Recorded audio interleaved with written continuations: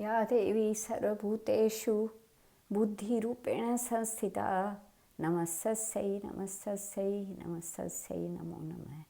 या देवी सर्वभूतेषु लज्जारूपेण संस्थिता नमस्तस्यै नमस्तस्यै नमस्तस्यै नमो नमः। मदालसा का विवाह उस वीर के साथ होगा जिसने पाताल केतु को घायल किया है। यही सोचकर दुख के मारे यह मूर्छित हो गई है। जिससे प्रेम हो उसी के साथ विवाह होने पर जीवन सुखमय होता है। इसका प्रेम तो आपसे हुआ और विवाह दूसरे से होगा, यही इसकी चिंता का कारण है। अब आप अपना परिचय दीजिए, कौन हैं और कहाँ से आए हैं। राजकुमार ने अपना यथावत परिचय दिया तथा उस दानव को बाण मारने और पाताल में पहुंचाने की सारी कथा विस्तार पूर्वक कह सुनाई। सब बातें सुनकर मदालसा को बड़ी प्रसन्नता हुई।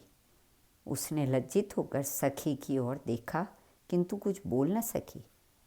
कुंडला ने उसका मनोभाव जानकर कहा, वीरवर, आपकी बात सत्य है। मेरी सखी का हृदय किसी अयोग्य पुरुष की ओर आसक्त नहीं हो सकता। कमनीय कांति चंद्रमा में और प्रचंड प्रभा सूर्य में ही मिलती है। आपके ही लिए गौमाता सुरभि ने संकेत किया था। आपने ही दानव पाताल केतु को घायल किया है। मेरी सखी आपको पति रूप में प्राप्त करके अपने को धन्य मानेगी। कुंडला की बात सुनकर राजकुमार ने कहा, मैं पिता की आज्ञा लिए बिना विवाह कैसे कर सकता हूँ। कुंडला बोली, नहीं नहीं, ऐसा न कीजिए। यह देव कन्या है। आपके पिताजी इस विवाह से प्रसन्न होंगे। अब उससे पूछने और आज्ञा लेने का समय नहीं रह गया। आप विधाता की प्रेरणा से ही यहाँ आ पहुँचे हैं, अतः यह संबंध स्वीकार कीजिए। राजकुमार ने तथास्तु कहकर उसकी बात मान ली। कुंडला ने अपने कुलगुरु तुम्बुरु का स्मरण किया। वे समिधा और कुशा लिए तत्काल वहाँ आ पहुँचे। उन्होंने अग्नि प्रज्वलित करके विधिपूर्वक ऋतध्वज और मदालसा का विवाह संस्कार संपन्न किया। कुंडला ने अपनी सखी राजकुमार के हाथों सौंप दी और दोनों को अपने अपने कर्तव्य पालन का उपदेश दिया। फिर दोनों ने विदा लेकर यह दिव्य गति से अपने अभिष्ट स्थान पर चली गई। ऋतध्वज ने मदालसा को घोड़े पर बिठाया और स्वयं भी उस पर सवार हो पाताल लोक से जाने लगे। इतने में ही पाताल केतु को यह समाचार मिल गया और वह दानवों की विशाल सेना लिए राजकुमार के सामने आ डटा। राजकुमार ने भी बड़े पराक्रमी थे। उन्होंने हंसते हंसते बाणों का जाल फैला दिया। पाताल केतु सहित समस्त दानवों को भस्म कर डाला। इसके बाद वे अपने पिता के नगर में जा पहुँचे। घोड़े से उतरकर उन्होंने माता पिता को प्रणाम किया। मदालसा ने भी सास ससुर के चरणों में मस्तक झुकाया। ऋतध्वज के मुख से सब समाचार सुनकर माता पिता बहुत प्रसन्न हुए।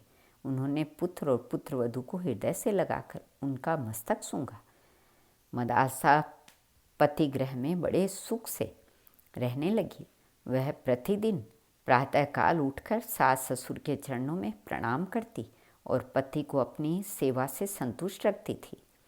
तदंतर एक दिन राजा शत्रुजित ने राजकुमार ऋतध्वज से कहा, बेटा, तुम प्रतिदिन प्रातःकाल इस अश्व पर सवार हो ब्राह्मणों की रक्षा के लिए इस पृथ्वी पर विचरते रहो। राजकुमार ने बहुत अच्छा कहकर पिता की आज्ञा शिरोधार्य की। वे प्रतिदिन पूर्वाह्न में ही पृथ्वी की परिक्रमा करके पिता के चरणों में नमस्कार करते थे। एक दिन घूमते हुए वे यमुना तट पर गए। वहाँ पाताल केतु का छोटा भाई ताल केतु आश्रम बनाकर मुनि के वेश में रहता था। राजकुमार ने मुनि जानकर उसे प्रणाम किया। वह बोला, राजकुमार, मैं धर्म के लिए यज्ञ करना चाहता हूँ, किंतु मेरे पास दक्षिणा नहीं है। तुम अपने गले का ये आभूषण दे दो और यही रहकर मेरे आश्रम की रक्षा करो। मैं जल के भीतर प्रवेश करके वरुण देवता की स्तुति करता हूँ। इसके बाद जल्दी ही लौटूंगा। यूँ कहकर तालकेतु जल में घुसा और माया से अदृश्य हो गया। राजकुमार उसके आश्रम पर ठहर गए। मुनि वेशधारी तालकेतु राजा शत्रुजित के नगर में गया। वहाँ जाकर उसने कहा, राजन, आपके पुत्र दैत्यों के साथ युद्ध करते करते मारे गए। यह उनका आभूषण है। यूँ कहकर वह जैसे आया था उसी प्रकार लौट गया।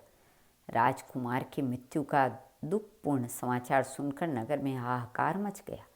राजा, रानी तथा रनिवास की स्त्रियां शोक से व्याकुल होकर विलाप करने लगी। मदालसा ने उनके गले के आभूषण को देखा और पति को मारा गया सुनकर तुरंत ही अपने प्यारे प्राणों को त्याग दिया। राजमहल का शोक दूना हो गया। राजा शत्रुजित ने किसी प्रकार धैर्य धारण किया और रानी तथा अंतपुर के अन्य लोगों को भी समझा बुझाकर शांत किया। मदालसा का दाह संस्कार किया गया। उधर तालकेतु यमुना जल से निकलकर राजकुमार के पास गया और कृतज्ञता प्रकट करते हुए उसने उसको घर जाने की आज्ञा दे दी। राजकुमार ने तुरंत अपने नगर में पहुंचकर पिता माता को प्रणाम किया। उन्होंने पुत्र को छाती से लगा लिया और नेत्रों से आंसू बहाने लगे। राजकुमार को सब बातें मालूम हुई। मदालसा के वियोग से उनका हृदय रो उठा। उनकी दुनिया सूनी हो गई। उन्होंने मदालसा के लिए जलांजलि दी और ये प्रतिज्ञा की कि मैं मृग के समान विशाल नेत्रों वाली गंधर्व राजकुमारी मदालसा के अतिरिक्त दूसरी किसी स्त्री के साथ संभोग नहीं करूँगा। यह मैंने सर्वथा सत्य कहा है। शेष अगले भाग में। श्री कृष्णार्पणमस्तु।